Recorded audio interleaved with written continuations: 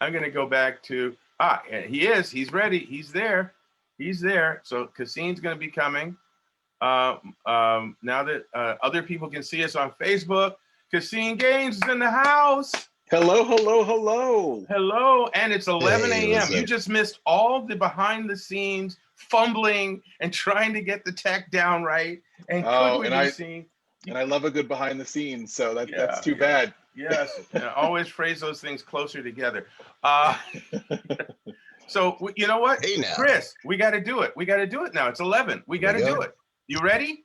You ready? Are you pumped? Well, I'm just waiting for a countdown. That's my. And it's 5, 4, 3, 2, 1. Hello and welcome to Tell the Damn Story live on Facebook. This is the podcast that celebrates the trials and tribulations, the challenges and joys of creativity, and hopefully along the way helps you decide how you want to tell your damn story. And today we're going to speak about, well, a budding legend, ladies and gentlemen. He almost gave back his coffee. To properly celebrate this person, we had to display all of his massive works, like infinitum. Whoa, that's where I thought you were going. That's from Tell a Damn Story co-founder Tim Fielder, and we have been talking sweetness about this fantastic trade paperback every week now. If we go to the other side, however, the other side then of we the see cubicle, the creations of a legend of pop culture.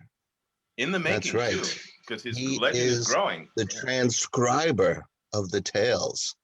We're talking about Inside Pee-wee's Playhouse. We're talking about a Christmas story behind the scenes of a holiday classic. Behind the scenes. We're talking about We Don't Need Roads, the making of Back to the Future trilogy, which is now in several languages. We're talking about the Dark Crystal, the ultimate visual history. We're talking about articles on Howard the Duck and so many other pop culture people, and we're talking about the latest work, which we're going to talk about in detail today. Ladies and gentlemen, we're talking about who are we talking about? Gaines. That's Caseen Gaines. And who is Caseen Gaines going to have to suffer this hour through with? Well, his main torturer will be quite familiar to him, has been torturing him for years and years. And that's me, Chris Ryan. And I've been a writer for quite a long time. I have this past year made the journey from indie publication to finally being traditionally published in California Scheme in this the 2020 Butchercon anthology. And a matter of fact, the one and only Art Taylor edited it, and at his Sisters in Crime webinar yesterday, The Art of the Short Story, very fun title, he was generous enough to shout out my short story. So thank you, Art. Hey. And you know, you might think that's enough, but no. We need someone else, ladies and gentlemen. Do we really? It seems like we got a lot right now. Really tell the damn story. What we need is the legendary comic book scribing, iconic teenage detectives writing, great underused character developing, and globe-trotting, and I mean globe-trotting, creator of the world-renowned Aaron Blackjack Day, the African-American soldier of fortune set in the 1930s, whose adventures reflect today's problems. We're talking about the one, the only, the iconic, the spiritually fulfilling, oh my God, ladies and gentlemen, it's Alex Simmons. Hey there, hi there, ho there. We're as welcome as can be. Okay, good morning, Yes, I can go way back too, because I was way back before you guys were even here. So there you go. Caseen, you're writing about stuff I got here first on, but that's beside the point. Good morning, everybody, and welcome to the first ever in the history of humankind Tell the Damn Story Facebook Live special edition program. It's exciting to be live. There's like a different energy. It's like, exciting. It's exciting to be alive, because all the other times, what are we, dead? Yeah. Just sitting there. Yeah, they don't get to see all this nonsense usually. You know, we do have tapes, but you know, you'll have to pay for those. But here we are, and thank you to everybody who's joined us here today. We have so much to cover on this special occasion, which involves not only pop culture, films and television, all that, but also a lot to talk about in terms of writing techniques, writing experiences, creativity, and just 2 tons of good stuff that we're going to pack into this hour plus. And by the way, folks, if you stick around periodically, intermittently, however you want to look at that, we're going to take some questions from you. You know, you're going to pop them into the chat on Facebook right there. Just pop them right in, and we will be answering those questions as we go. And we might save some of the more, you know, really intense ones for towards the end of the show. But we got, like I said, we got a lot to do. So we always start out by saying, what the heck have you been up to this past week? So Chris, hit it. All right. I go very quickly. First of all, I saw episode 7 of WandaVision, which is fantastic. And it's got all these, oh, wait, I can't talk about it. I didn't see it. Don't spoil it. Don't spoil it. Didn't do his homework. So we're going to, hey. you know what's going to be really great is that, you know, every microsecond, every frame of this has been spoiled on the internet already. But Alex hates spoiling stuff. So next week, we're going to talk about episode 7 and 8 in a non-spoily way, even though it had been spoiled for 8 days by then. So that's fine. But just to take a quick second, you know, Chris, Caseen, you know, we know what work we put into getting something just right when we're building suspense or whatever in a story, and how we layer things. And I think it's really foul to come in there after, you know, I've seen something and then just spill it all out, you know, in some sort of, you know, constipated way. When somebody worked very hard to build to all that, I want the audience to be able to go check it out and have that experience. So you want to give it a little more time before. Yes. So then by next week, we can talk spoilers. Yeah, right. Then we can just ruin the whole thing. Okay. What else have I been doing this week? Well, I got to tell you, I've been traveling. Oh, yes. Let me get ready for I visited with Mystery Writers of America for their monthly meeting, for their reading, which was fantastic. 2 different events. I am part of a Mystery Writers of America's critique club, so we met. I also went to Horror Writers of America, their reading. Wow, it was fantastic. And then I went to Sisters in Crime. I was down, I guess, the Maryland, that area way, with the Art of the Short Story. Had a great time on all of these things, and I never left this space right here. Ladies and gentlemen, I've been home locked him in and traveling abroad, ladies and gentlemen. There's no limitations on me. I have been all around these great states and these shelves. Plenty of elbow room there, right? That's right. If you are a creative person, we mostly talk about aspiring writers and that kind of stuff, joining these associations and one that fits your genre is something that I would highly recommend.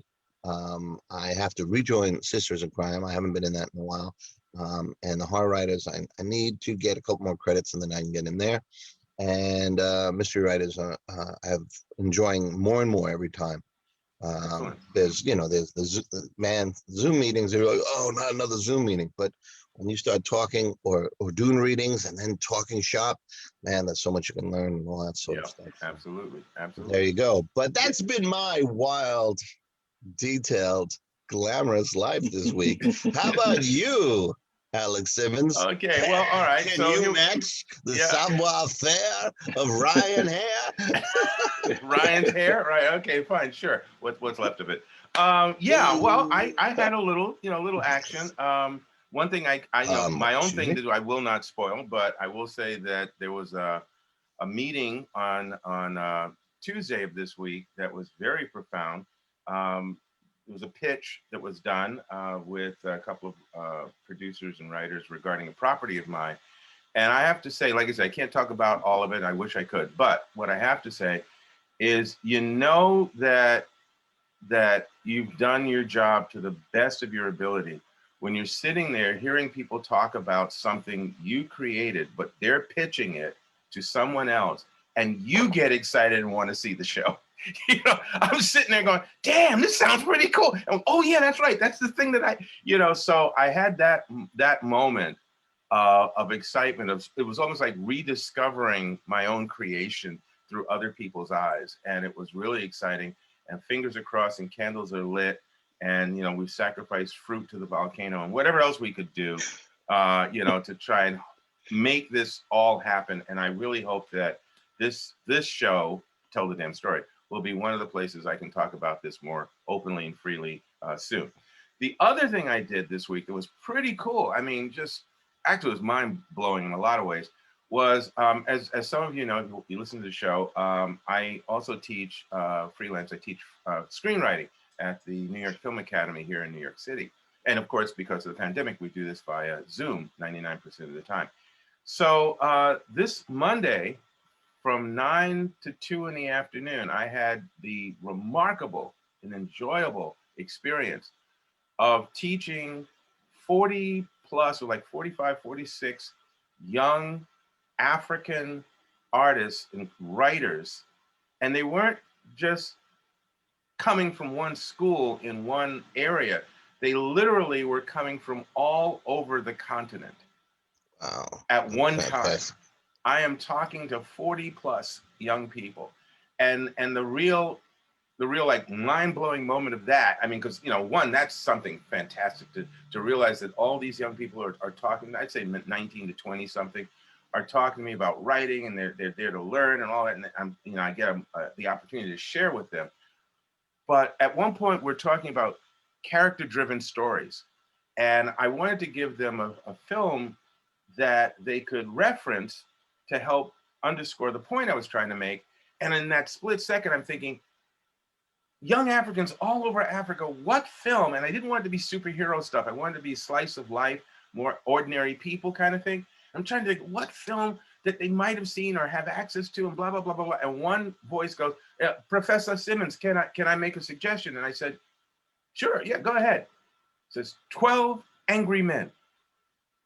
And I went, the 1957 version or the 1997 version? He said, oh, the 1950s, the classic one, the classic one. I said, yes, yes, yes. So it was, there were hands that went up. Some of them had already seen that one. Others were taking notes. And it was just one of those moments where it was this massive connection was made that I was just like flying for hours afterwards. So that was my week. That was part of my week. Well, first of all, he left me and all my Zooms in the dust. God bless him. Gathering students from all across Africa.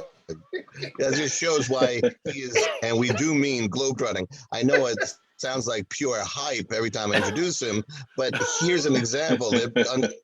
That's why I make it.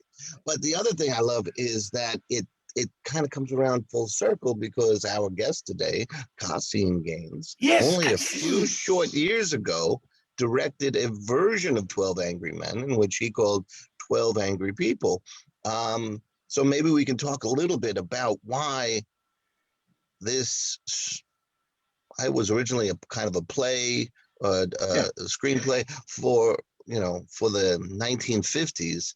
Why it's still resonating clearly across the globe, because we have the globe-trotting adventurer Alex Simmons proving that to us. And then you chose it, and one of the things that I got to say about Caseen Gaines is that he always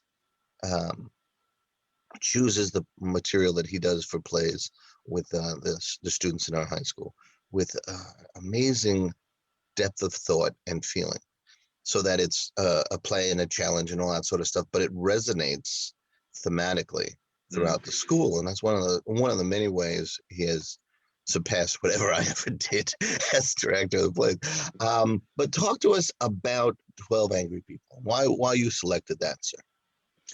Oh, I think it's such a great story about not only standing up, being not being afraid to be the lone person, in a crowd, to stand up and advocate. But also, I think taking a step back and not having a rush to judgment, not letting your emotions determine the fate of someone else's life, taking a moment to pause and sort of say, let's reconsider what's so bad if we chew this over a little bit longer. I mean, this certainly wasn't my intention at the time that I directed it, which was a couple of years ago, and certainly not when they wrote it, but I'm thinking now about even like social media, 12 Angry Men, 12 Angry People is sort of a call to push on the brake a little bit. Let's reconsider. Let's talk about it. Let's consider all sides. 12,000 angry tweets. Exactly. There's another version, out there to be made for sure. But 12 I always pissed thought it was off great, peeps. and I think it's yeah. and I think it's great too that when I've just always loved courtroom stuff, jury stuff. Judge Judy is a big it's a big role model. I don't know if I would say role model, but I love watching Judge Judy. I just love just being able to take a moment and consider the facts, and I think that they get to the truth in that case. I would recommend, and then I want to go back to Caseen. I would recommend watching the trial of the Chicago 7, Aaron Sorkin's. I want to see it. Yeah, it's really, really fantastic. Really well done. And again, courtroom drama and all that stuff. Can I throw in one quick one before you go back to Caseen? This is for pure entertainment, but also for mystery lovers. Witness for the Prosecution. Oh, yeah.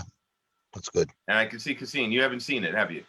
No. You got to see the original version with Charles Lawton and Elsa Lancaster and Tyrone Power and Marlena Dietrich. You got to see the original version. There have been adaptations, but the original one. And also, ladies and gentlemen, yes, welcome to On Facebook Live, Alex Simmons's Time Machine. We'll be back to that show later. Marlena Dietrich. There's a hey, I'm gonna turn on this light. I Marlena. usually have a light on. Yeah. Oh, look at me. Now I actually am like joining I was like kind of like faded out there before. But that's okay. We can still see you. One of the things I want to talk about, green. We were talking about 12 Angry Men, or for your production, 12 Angry People, and about how it's about standing up and pointing out what you believe in, or holding on to a fact that is being overlooked. And I think that's a great segue to talk to Caseen about his latest work, Footnotes, which in writing and researching and writing and now publishing this, I would say that you have really done that kind of work. You've stood up and said, this right here deserves and demands more attention than it has in history. And I always have admired your work and all that, but I was really impressed with you taking, this is something that people are going to have to discover. And for you to kind of throw down the gauntlet and say, yeah, this is what I'm doing for my next look. Very, very, very successful pop culture material. And now I'm going to take whatever cachet I've developed from there and say, yeah, but you have to see this too. So why don't you talk to us a little bit about Footnotes? Sure, thank you. And I appreciate that. So Footnotes it's a history, but I sort of consider it like a group biography of these 4 artists, Noble Sissle, Eubie Blake, Flournoy Miller, and Aubrey Lyles, who came together in 1921 and formed a very tenuous alliance to create a show called Shuffle Along. And Shuffle Along ended up being the first all-Black Broadway show, and not just in terms of performers, but also in terms of the creative team. So everyone who worked on the production was Black. They were over on 63rd Street, which is outside of the purview of Times Square, but because of the ticket price they were able to command, it qualified as Broadway. And in fact, the show was such a success that 63rd Street actually became a one-way street because of traffic that was caused by this production. And I think to get to Chris's point about why I felt like this was a show that deserved to be really remembered, for me, sort of a key, there were two key facts early on that really got me to get my hooks in this story. One was that Josephine Baker, at 15 years old, auditioned to be a part of this company before she had really done anything of note. And she was rejected from being in the show because, for one reason, she was too young, but for another reason, she was too dark to be in the show in terms of her skin color. So while it was an all Black production, there was still colorism. There were certainly women performers that were considered too dark. And even though they were amazing vocalists, they had to perform from the wings and sing because the thought was that they wouldn't be accepted on stage. And Josephine Baker ultimately snuck into a touring company of Shuffle Along. And she was such a standout, even in the chorus, that there were reviews that were written saying, you have to go see this show because of the sixth chorus girl from the right in this number. Literally that level of specificity, pointing out Josephine Baker, and she ended up joining the main company, and almost the rest was history. But the other thing that really got me interested in this was Langston Hughes in 1921 or 1922 was considering where to attend college. And his father, he had an opportunity to study abroad, and his father wanted him to go. And Langston Hughes really put his foot down and said, no, actually, I want to go to Columbia in New York. And the main reason why he wanted to go to New York was because he had heard of Shuffle Along and he wanted to go see it. And so Langston Hughes credits Shuffle Along with kickstarting the Harlem Renaissance. And so if it's good enough for Langston Hughes, it was certainly good enough for me. Very cool. Let me ask a follow-up question, if you don't mind. Why this I don't mind. book? Why this book in 2021? Why this one now? Well, for a couple of reasons. One, 2021 is the centennial of Shuffle Along debuting on Broadway. But then also, I think it's interesting because right now, so when I started working on this book, I certainly did not know it was going to come a summer after we had racial uprisings and racial violence in the United States. It's interesting because in 1921, the creators of this show were dealing with the economic effects of the global pandemic of 1918.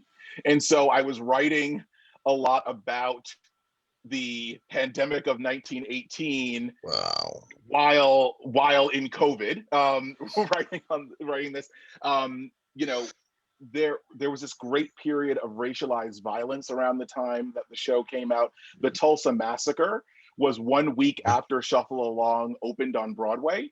And so while I was working on this book, there were all of these things happening outside that I didn't realize would really take newfound relevancy when I initially pitched it and started working on it. But I think it sort of speaks to how history works in cycles. We do things that are incredibly important and they get forgotten, and one of the things that I always mention in talking about the title is it really started to come to me because I felt like there were all of these people that had done such amazing things, and Shuffle Along is really just a case study of all of these great works of art that exist for a period of time and then sort of get forgotten. And if you are lucky, maybe your name fades, but your work remains and your influence remains. And, we can all do worse in life than becoming historical footnotes. That for any of us, that would be a great honor. And I think that's, I sort of wanted to reclaim that sort of footnote as a pejorative and sort of elevate it to say, sure, these people have been forgotten, but they still really did something really fantastic. I would say that, it's interesting too, as you bring all of that forward, that we're in Black History Month. And one of the things that tends to happen in this 28-day blip on the map is that the most recognized, most repeated names and events of Black history are usually brought back again and again and again and again. What's forgotten are things like this. What's forgotten are are the fact that a lot of, and when I say small, I don't mean to take from anybody, but a lot of ordinary people who had maybe small movements or did events or brought about something that was measured as small compared to, but they did these things, they had these accomplishments, they made these advancements, and then there's no record. There's little or no record of it. I'll mention something towards the end of the show that your book makes me think of, and it was something I discovered last year, and yet for all the years I've been looking into our history for different reasons, and particularly for my series, I never saw anything about this other thing. So what you're talking about, the Tulsa Massacre, I'd heard about for, in advance, a few other things, but you doing your work, you doing this book, you choosing that particular theme to explore really does say there's so much more in our past, Black or whatever, but so much more in our past that has not been unearthed. And if there's any reason to look forward to Black History Month or look forward to hitting a library, hitting, research sources and platforms, it's to find those gems, to find those hidden moments in life and in history that would help affirm or reaffirm our faith in ourselves. Mm-hmm. And I wonder that, like The Watchmen on HBO, resurrecting and educating so many people, especially the paler population, about the existence of this horrible moment in American history. Here you've taken it on your shoulders to shine a light on a moment when creativity won out. I know what the producers and writers of Watchmen wanted to accomplish with Watchmen and with, opening it with the massacre, the Tulsa Massacre.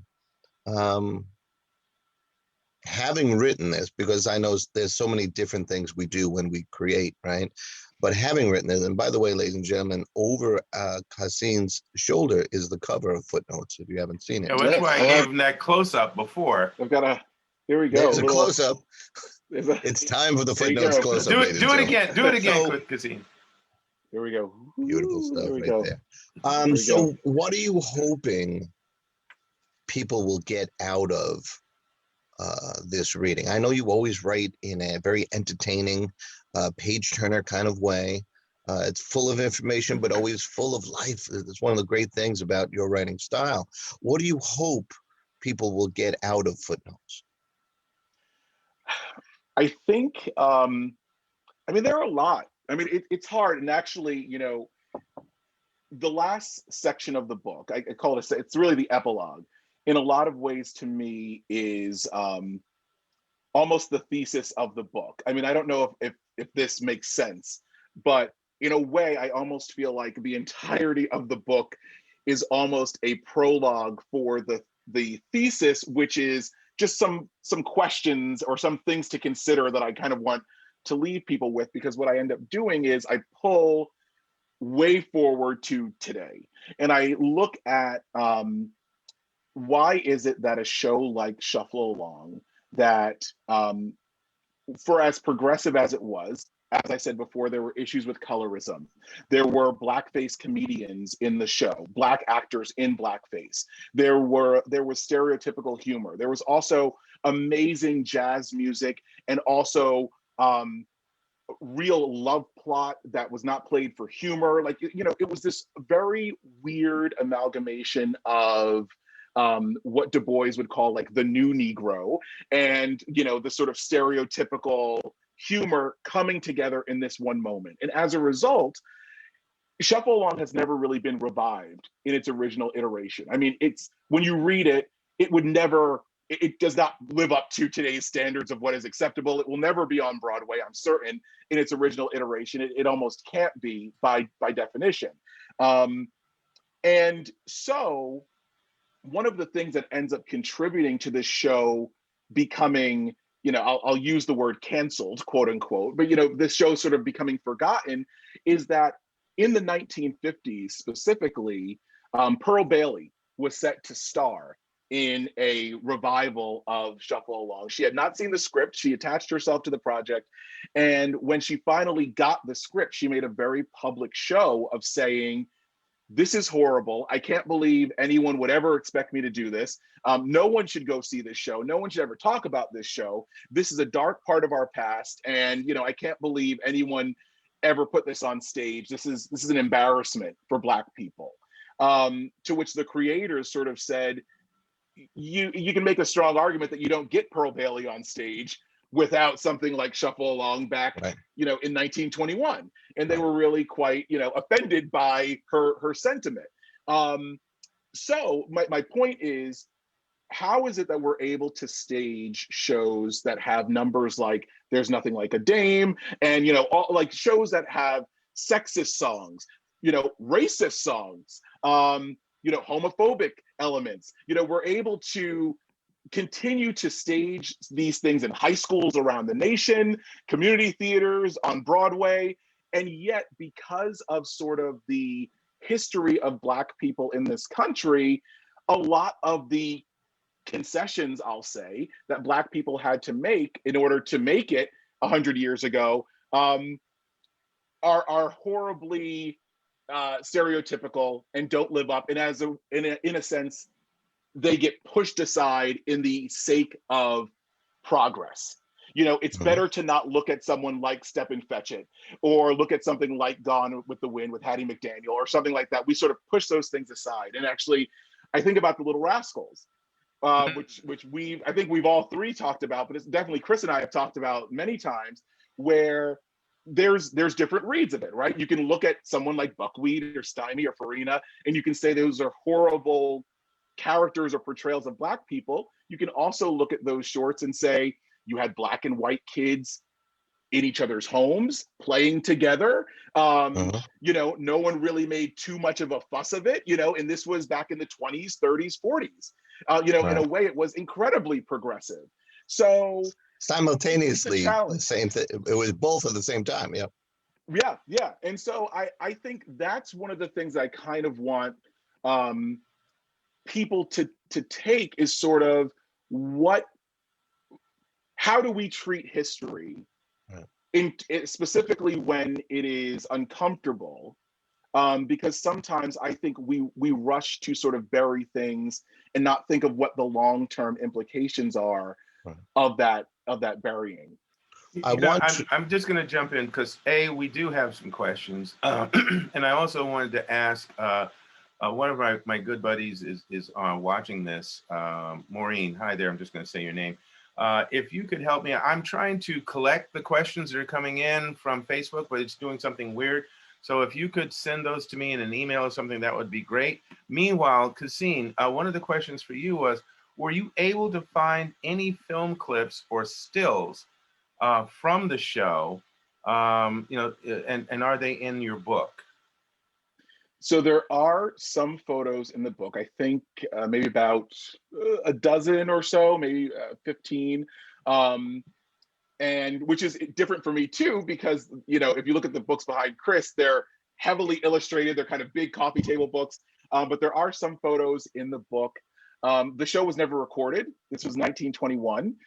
There's no cast recording. Soundtracks weren't really a thing back in 1921. But fun fact is, the first Black artists, or Black artists to have a sound recording on film to make a talkie were Sissel and Blake, who were the musicians in Shuffle Along. And in fact, I don't know if I would fully go this far, but some people even say that they coined the term talkie because they participated in an experimental film in 1922 before The Jazz Singer, where one says to the other, this is, oh goodness, what are we going to say? This is a singy. And the other one says, no, this isn't a singy, this is a talkie. And then they go into their thing. And that's, I think, the first time on film that someone refers to a sound film recording as a talkie. So there are some films, there are some photos in the book. Yeah. Okay. You have a couple of comments here that tie in to a question I have for you. So Daniel Lynch says the opening on The Watchmen shocked me and made me go and research the Tulsa Massacre. And Maureen Britt says the scenes in Lovecraft Country on the Tulsa Massacre were also very intense and terrifying. There we have pop culture inspiring more research. So let me talk to one of the pop culture mavens here. Do you hope that Footnotes sparks more research, or do you feel like you've done the research for them in this book? Oh, I think, I mean, I hope I've done the research to some extent, but I also hope that people go into more detail for themselves. And I'll give you just a example. The Harlem Hellfighters, the 369th Infantry, all Black battalion. Noble Sissel, one of the creators of Shuffle Along, was one of the people who was one of the sergeants, actually, of that infantry. And so there's this whole chapter, and Chris, you'll appreciate this. There was this whole chapter in the book where we go to France, and they are playing.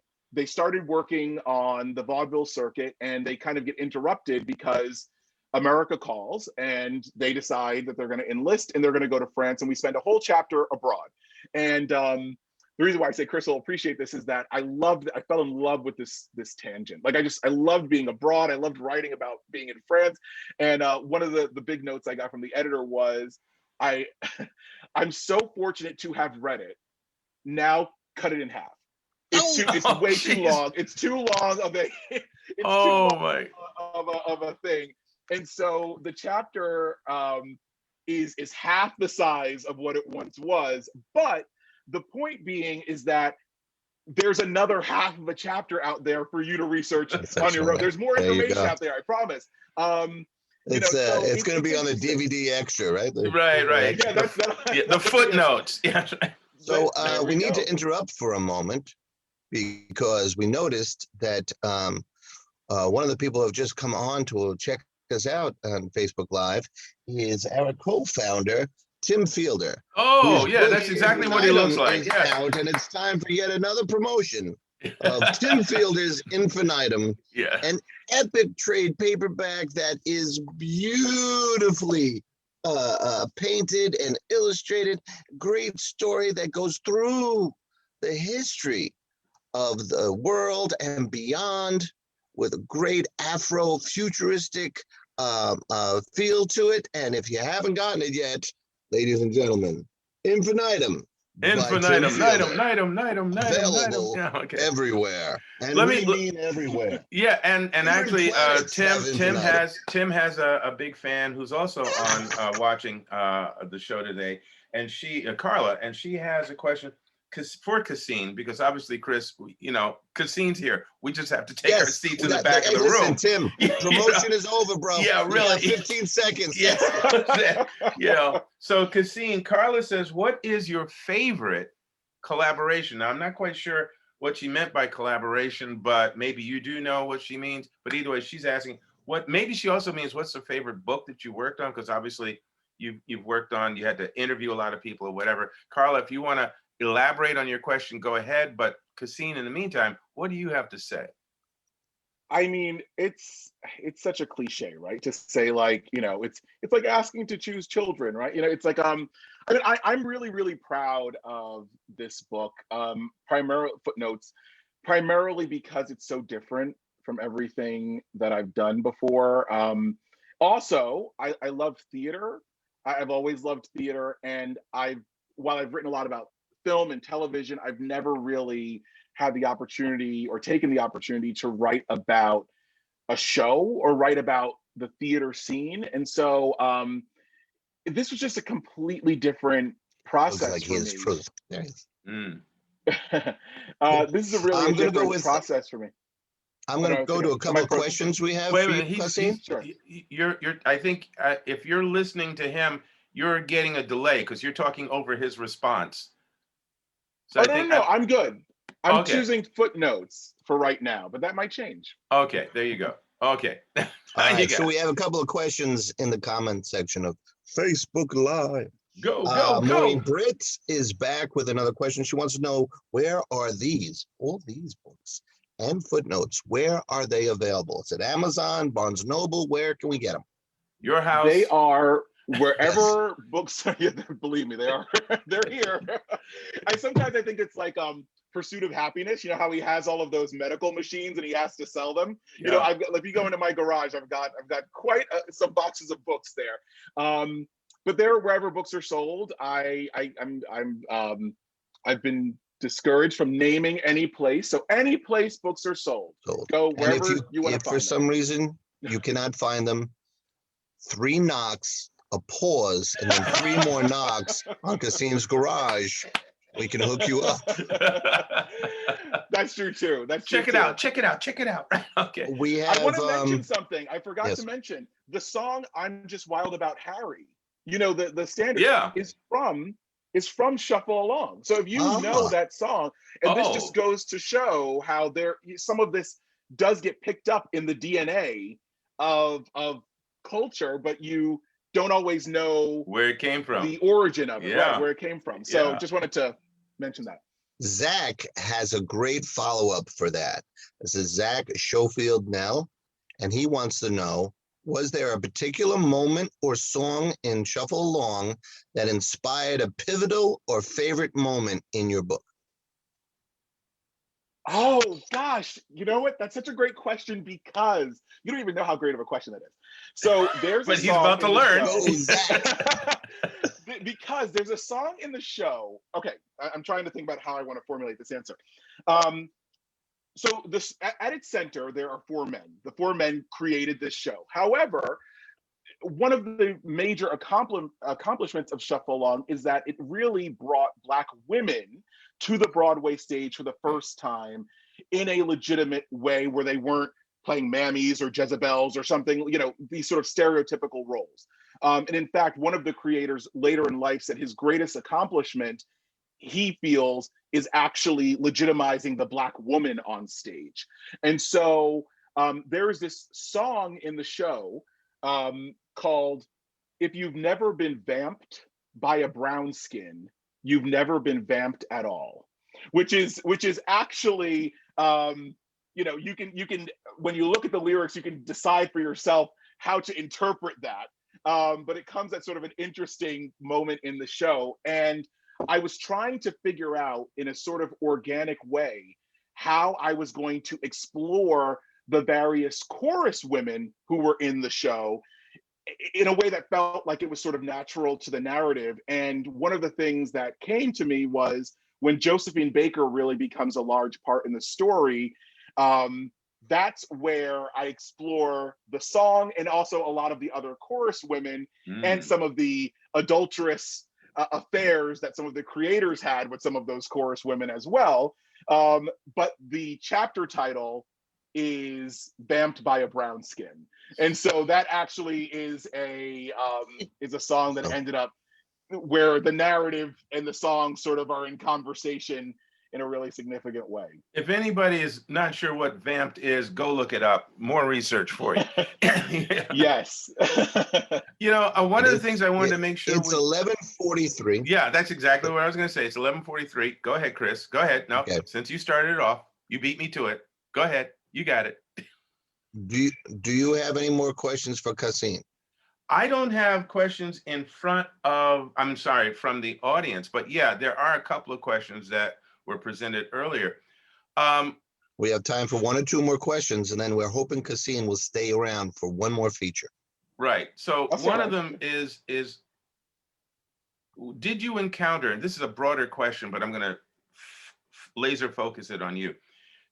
Considering that this wasn't like an adventure story, or this wasn't the type of pop culture material you did before, where the story, the movie, and blah, blah, blah had already been done, and you were sort of following that trail. Was there a point when working on this book and with all the research and everything that you had to do, where it became very difficult or challenging and you felt maybe I can't get it done, or maybe I'm not going to be able to do it, or maybe it's not. Did you have doubts? Was there any type of blockage that you dealt with? And if so, how did you deal with it? Well, this is going to sound like a fake story, but it's not. And I'll make it quick because I know we're low on time. One of the things that really helped me at a very pivotal moment was doing an episode of Tell the Damn Story. Oh, and I say that seriously because Hey there. Chris knows where I'm going with this. Is I was really up against a wall, and I was really struggling. And sometimes when you get into a research hole, you can just keep going and going and going, and it's hard to sort of stop and try and turn the spigot off, and say, this is now when I'm going to start writing. And Chris gave a writing thing, something that works for him really well, a writing tip for him, and I brought a sample as a visual aid here. I did them on paper, not on index cards, but you can see here, I did what Chris recommended on Tell the Damn Story, where I have hundreds, arguably thousands of index cards with the most detailed minutia. And what I would do is I put all of my research, I went through and I took weeks. I stopped where I was and I wrote everything out. And then, like a movie, because when you're writing something, sometimes you have to go on a little tangent, sometimes you have to have backstory, it's not always completely linear. I went through and, like a movie, put all of these index cards in what I thought was the best order, and I separated them by chapter, and they moved a little bit, but it wasn't moving one index card. It was usually moving like a small stack and putting them somewhere else. And I'm telling you, it was almost like storyboards, that once I sort of saw the whole picture like a movie, I was writing and just sort of there, and it was just going. And I ended up actually, once I got over that hurdle, writing it really, really quickly. I say that with some humility, but I wrote it very quickly because I really put the brakes on and organized myself and organized my thoughts. And it was the method of something on the front, a little important thing, and then the more detail on the back and where I needed to go and what the source was. So that's it. There you go. Finally taught him something. After all these years, I taught him something. I gotta quickly say that Chris, that's two. That's a left and a right, because Chris was Caseen's teacher in high school, right? Well, in several classes. Yeah. Several classes. First and seventh grade, and then throughout high school. And he has gone on to surpass me in every aspect of our relationship. I'm very, very proud of everything that Caseen has done. Is a good thing. Yeah. We do have some more questions. Oh, well, then let's do it, because that was part of this moment in the show. It's Q&A. So yes, we promise. I'll try and answer quickly. So Zach asks, were you worried that there would be backlash writing about the underlying roots and subject matter around the show? I'm not sure. A little bit, maybe. And I think that the book, again, I talked a little bit about it before, but I think the book leaves the reader with some questions to sort of reflect on themselves. And so I'm not sure exactly how it will be received. There's a moment late in the book where I recount a conversation between a great Broadway producer named Jack Vertle, who wanted to restage, he is white, by the way, I feel like it's relevant to say for this story. He wanted to restage a production of Shuffle Along in 2002, the original production. He had discovered the script and all the materials in the Library of Congress, and he felt like he had discovered it, and he wanted to stage it as a historical thing. But he also recognized that it may not be well received, and so he reached out to August Wilson. And I actually have pieces of their correspondence reprinted in the book. And August Wilson says to him, I think you will probably get some backlash for it, but I think it is important as a historical, if it is presented as a historical production, historical document, to show what people had to, go through. And ultimately the decision was made to not stage the show. So I think when you look at the erasure of Shuffle Along, it's easy to sort of point the finger and say, you know, white people suppressed the show or wanted it to be forgotten or something like that. But it's much more complicated than that. And there's lots of factors that led to the very deliberate burying of this show, in some cases by the white theater community, but in a lot of cases by the Black community as well, because of what was going on socially at the time. You know, it's funny because that's a similar, I mean, certainly not as, I don't know if I would say it's as devastating, maybe it was, but there was the radio show Amos and Andy, which was Freeman Gossett and I forget the other gentleman's name, but you know, two white actors doing blackface, stereotype, offensive representations of Black people and Black life. And yet it was one of the most popular radio shows on, you know, on the air at that time. But eventually what happened was in the 50s, they did a TV series. And this time it was Black actors playing all of the Black roles. And there was still all kinds of friction because, again, a lot of the roles were still following a lot of the stereotypes. And the conflict was, yes, but it's Black actors who finally have a chance to have their own show on television, and they're lawyers and they're doctors and they're barbers and they're this and that. Yeah, but they're playing this and they're playing that. So, you know, after a while, the show was canceled. And it was, you know, it was that kind of conundrum of you damned if you do, damned if you don't. And then, you know, it's something that we've wrestled with because there's not enough material out there that you can say, oh, well, we got some of this and some of this, and then we got all of this in the middle. It's like this or that, and that's a problem. Well, Alex, I want to add one thing to that, which is the Amos and Andy, the creators, were sued by Miller and Lyles, two of the people that I'm writing about in Shuffle Along, for ripping off their material. Wow. For Amos and Andy, and as a make good to make the lawsuit go away, the comedians were then offered the opportunity to write for the radio show.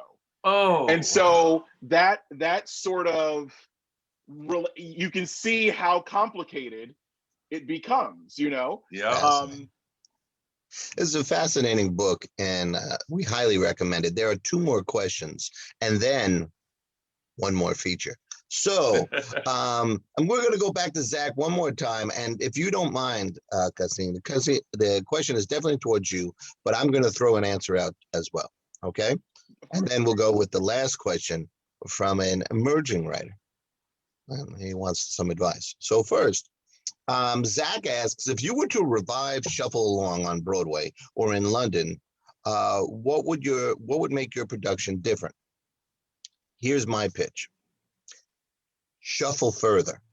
And it's really a play about considering, maybe even preparing to stage or restage Shuffle Along, where you can have people like someone playing August Wilson and other, having that conversation of what can and cannot be, and what should and should not be, and what is the true expression that needs to be said these days, or something like that, so that you have like a play within a play.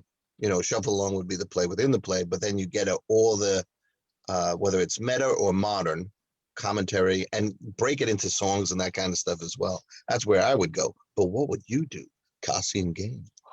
You know, I think what's sort of interesting to me, this is a little bit of a punt on the question, but what's sort of interesting to me is this idea, but it's getting at it sort of, is he would write a book that you should all read. I would love to explore the ways in which these conversations continue. And I think someone like, maybe in the 80s, you would say someone like Eddie Murphy. I think now you would say maybe someone like Tyler Perry. You know, you can still point to, Spike Lee has done something like this with Bamboozle, right?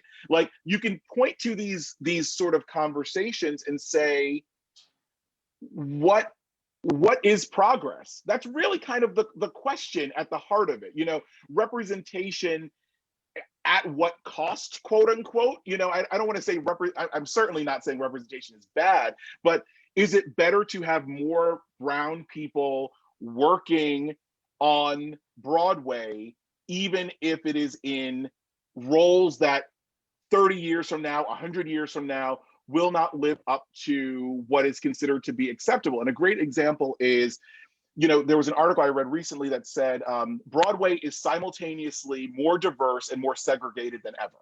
That you have a lot of shows where all of the main characters are white still, but there are like more brown faces in the ensemble, certainly. And then you have like more all black shows. You have The Color Purple. You have something like Hamilton, which is primarily black and Latino actor. You have things like that. So there isn't really a lot of mixing. It's just sort of more people are employed. And so I think exploring that to me is really interesting right now, which the book has sort of led me to, which wasn't initially my thought, but it's kind of where I'm sitting now with it. All right, lightning round. 2 quick answers for 2 quick questions. One, okay, I'll be quick. As a published author of multiple books, as you can see here, what advice would you give to a mug just starting out? And by the way, that mug is Tim Fielder, whose infinitum is now available. I think the main thing is focus on your story, focus on what interests you. Don't think about what will sell, what will be, commercially viable. Tell the story that most is interesting to you, because if it's interesting to you, it will be interesting to other people as well. So do that, live in that story, and then run it by people, put it out there. For example, infinitum. Available everywhere. All right. Last question for you, and we thank you for talking to us about footnotes today. But the last question is not really about footnotes. It's a footnote to you. Dan Lynch asks, hi, he says, hi, Caseen. Any funny stories about Chris as a teacher? And I'm humiliated to pass that along. Notice Chris said this is the lightning round portion. Really quick. I'm sorry, we don't have time.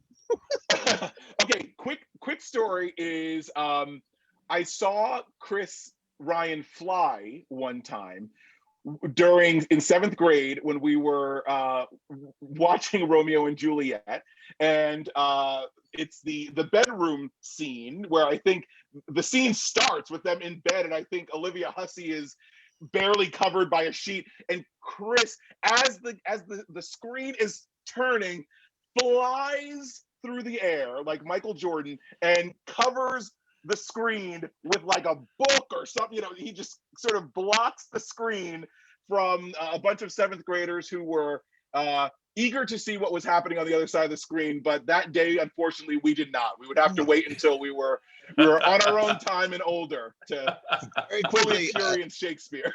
Caseen's class was the class, and they were taken down to see some production of Romeo and Juliet. They came back As You Like It.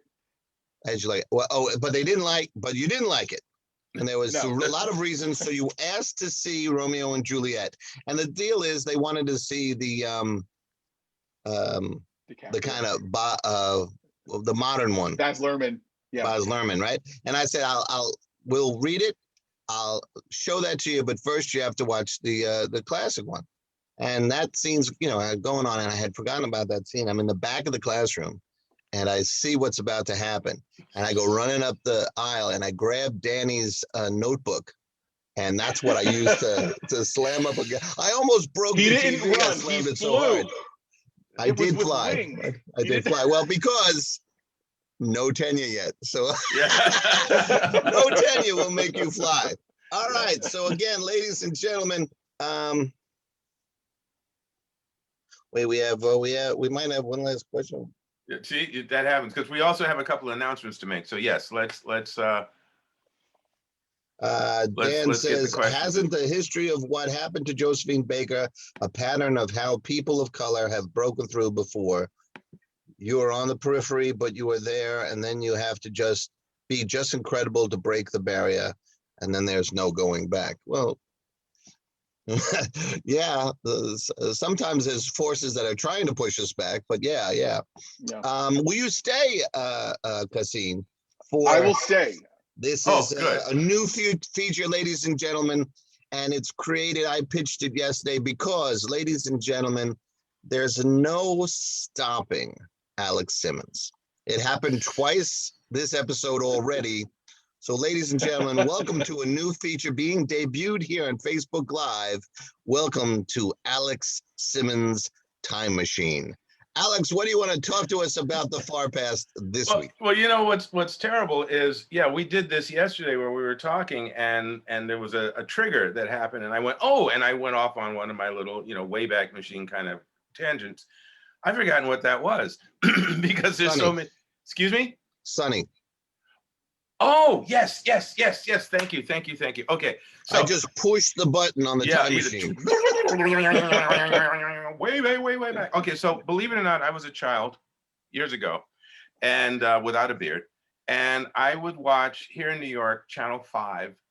There was a TV series called Wonderama, and it came on Sundays, and it was 4 hours, a 4-hour children's show with a host named Sonny Fox, and he wasn't in a funny costume or silly makeup or any of that kind of stuff, unlike Bozo the Clown or wacky like Soupy Sales or clever and ingenious in multiple disguises like Chuck McCann. Sonny Fox wore a suit and a tie, and he had a live audience of children, and for 4 hours came up with all kinds of topics and guests and did things with the kids, and it was unbelievably entertaining. Believe it or not, okay? But he didn't sing, he didn't do magic, he didn't do any of that stuff. But for years, Sonny Fox to me was this tall, dark-haired guy who spoke to kids almost like you would expect a show host or a news commentator to talk to kids and have fun. Never at any time then, nor in the multiple years since, did I ever think that Sonny Fox had a life beyond that show.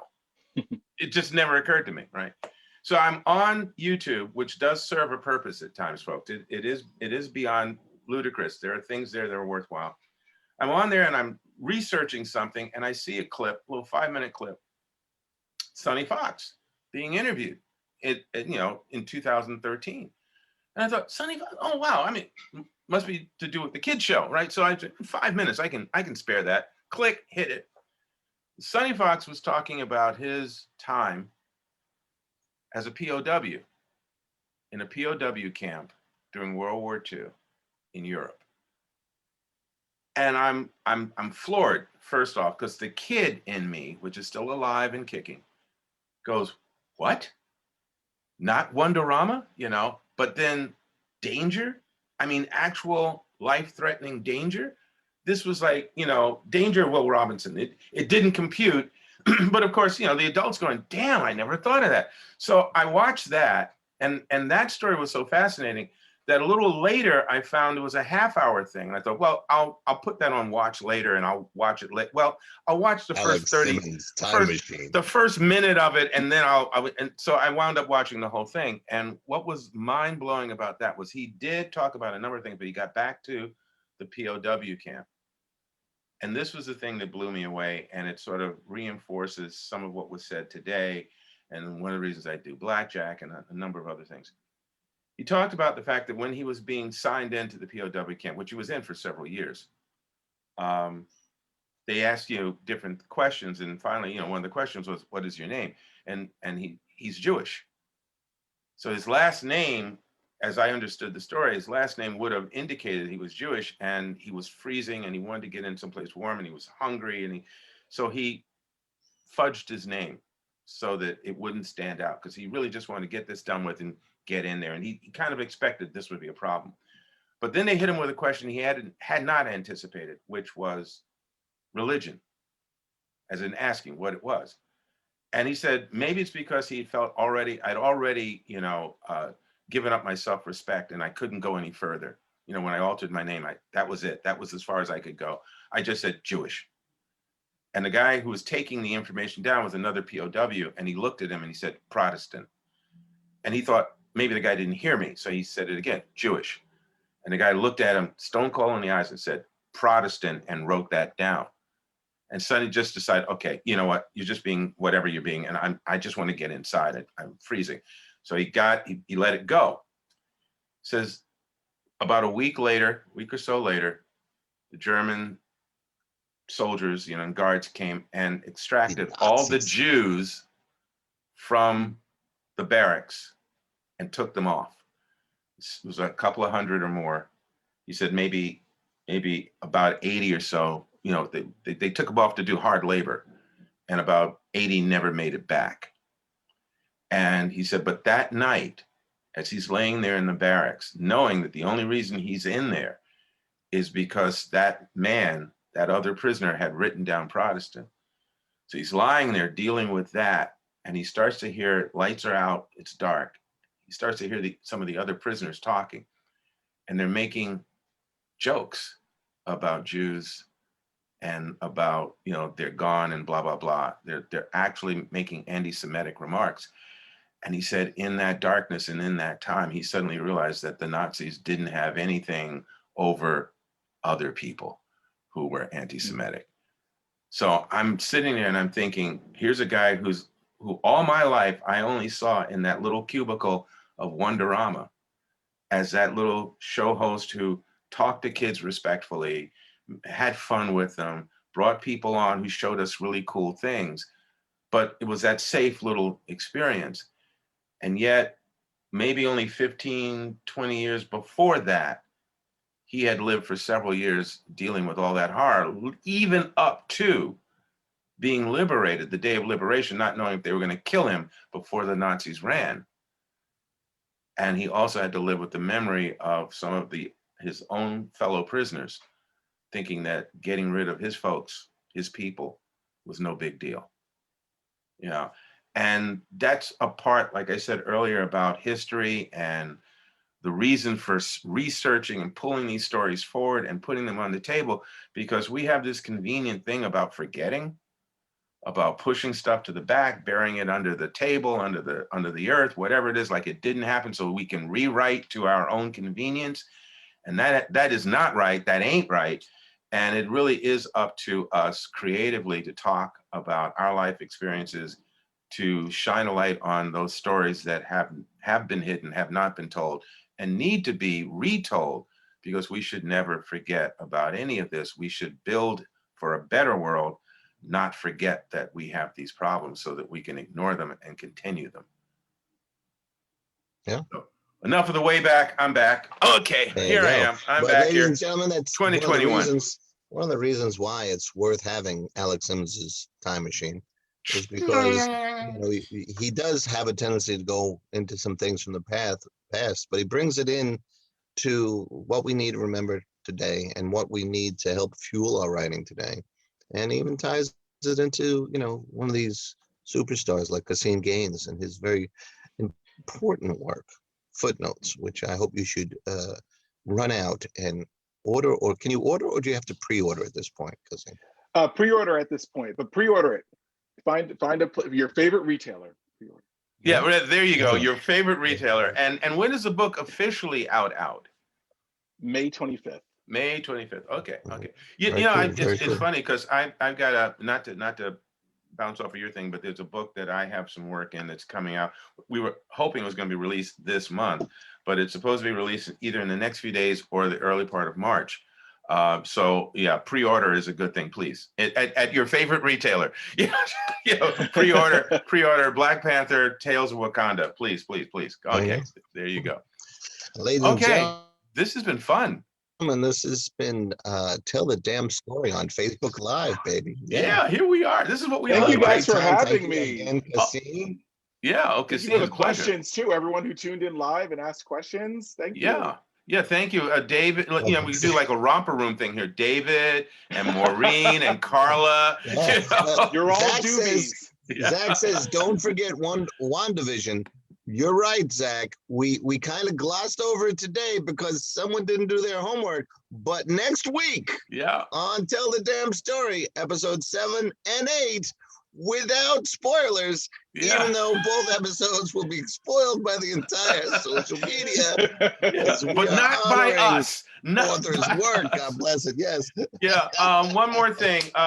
Chris and I and Caseen also, I mean, we're all teachers. We all share our love of the art that we do. And so I have a boot camp starting on the 24th of this month called Now's the time to write the crime. There's more information on my Facebook page, Alexander Simmons. And I tend not to drop them here, but Chris might. So either way, you know, take a look at it. You are aspiring writers, because I got some wonderful tips on how learning how to put together a mystery story, a mystery thriller story, will actually help you no matter what genre you are writing. So again, now's the time to write the crime. Go to my page, Alexander Simmons, or Simmons Here and Now. On Facebook, you'll see a link that'll lead you to more information about that. And And Caseen, Caseen? where can people find more about you? I'm on Facebook at Caseen Gaines, CASEENGAINES, and Twitter and Instagram at the same handle, and CaseenGaines.com. Yes, that's because that's your name, right? Was it? That's your name, right? That's why you're. That's why they can. Yeah. Don't wear it out. That's my name. Don't worry. Yeah, it's very easy. CASEEN. Just Google that. He comes up. And for Instantly. He's me, the only one. Yeah. if you want to find more information about me, I'm in the post office. It's those little write-ups on the side. And there you go. And ChrisRyanWrites.com. Yes, he does. Thank you, everybody. We're having such great comments here. We really appreciate all the participation today. And if this was, as you can see, if this was that much fun for you folks, let us know, because we will do it again maybe one time next month. You know, we'll do this Yeah, maybe okay. once Share a this month. video. Share it.